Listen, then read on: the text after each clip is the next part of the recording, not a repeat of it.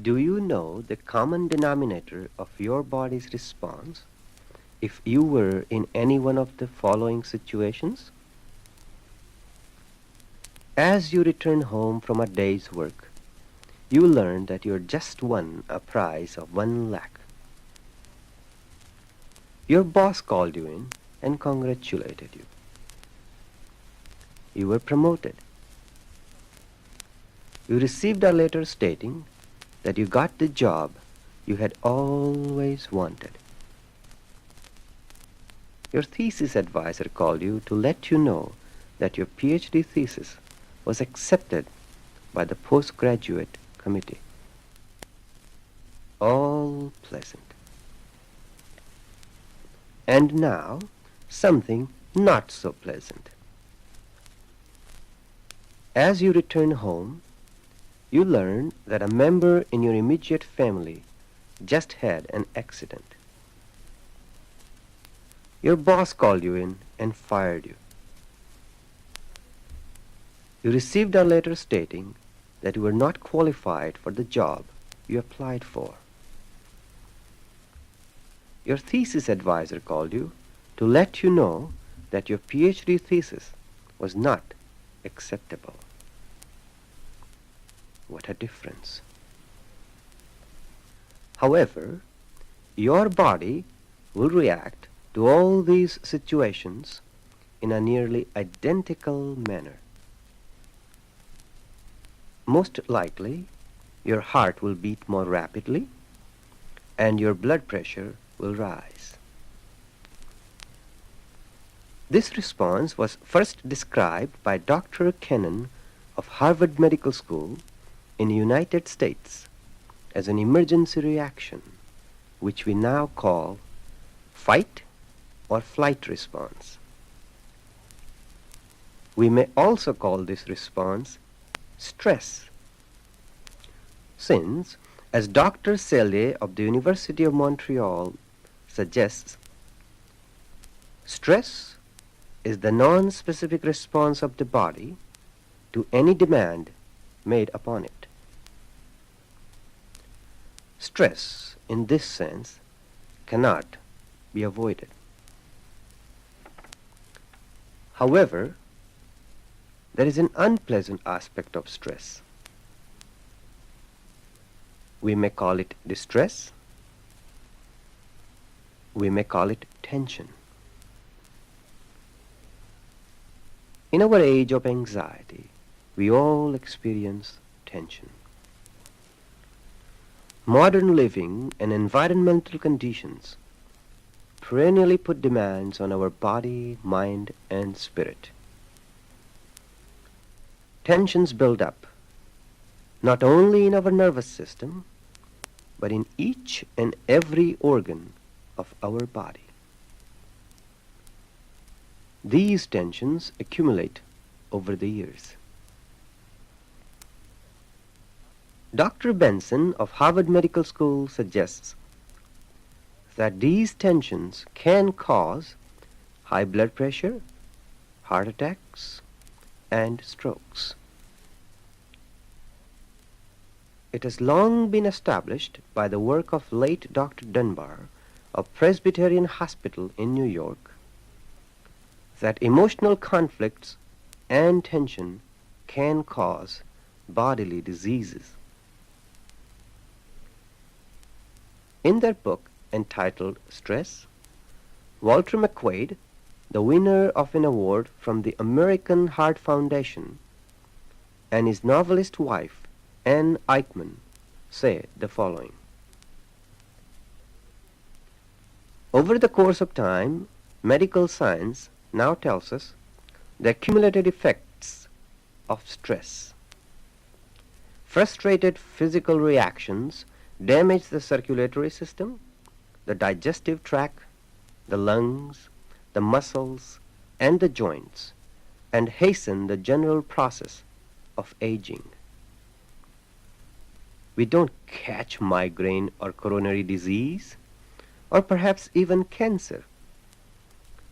These sicknesses happen to us because we are rendered vulnerable by the way we choose to live. or more often, the life that has chosen us. Let us review the situation. Tensions upset the proper functioning of our bodies, including the nervous system. The nervous system, in turn, makes our behavioral adjustment to the demands of modern living difficult. In fact, it may even have an extra bonus in store for us in the form of high blood pressure or other diseases. You may well ask, can we do anything to release these tensions and reject the bonus? Fortunately, the answer is yes. The authors of the book Stress point out, as we approach the mid-1970s, a new period seems to be shaping itself. This may turn out to be the decade of inner action, of attempts to create a higher, cleaner, healthier, holier, and happier self. Person by person, using one method or another. And some of the methods do appear to be effective. Now, what are these methods? We have ancient system of yoga, transcendental meditation, contemplative techniques of Christian mystics, self-hypnosis, autogenic training, relaxation response, pharmacology, biofeedback training, different forms of therapy, and many others. Speaking of different methods, a 14th century monk in his book called The Cloud of Unknowing wrote the following.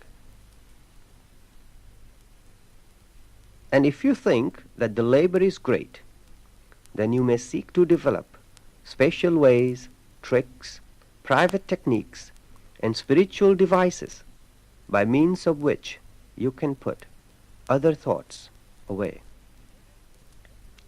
And it is best to learn these methods from God by your own experience rather than from any man in this life. Although this is so, I will tell you what seems to me to be the best of these special ways. Test them and improve upon them if you can. Along with putting demands on our body by asking it constantly to adjust to environment, modern technology has also given us hi-fi equipment, making it possible for you to be in the realm of relaxation with the help of this record. The intent of side 2 of this record is to teach you the method of relaxation which I have personally taught to over 10,000 people in India, United States, and Canada during my seminars on hypnotherapy and stress management. Now, before you listen to side 2, may I point out to you that this record is not intended to cure you of anything. Its purpose is simply to help you condition your body to relax. As you practice the technique of relaxation with the help of this record regularly, in a few weeks' time, you will be able to relax by yourself without the help of this record. You will get the most out of this record if you follow the instructions on side 2 the first time you listen to it. You require no special preparation before listening to it. Just get into loose and comfortable clothing, remove your shoes, glasses, or contact lenses, and make sure that you will not be disturbed for about 20 minutes.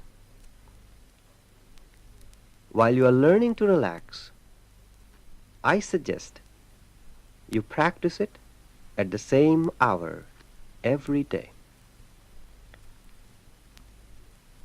You may relax while sitting comfortably on a chair or while lying comfortably on your bed, couch, or floor.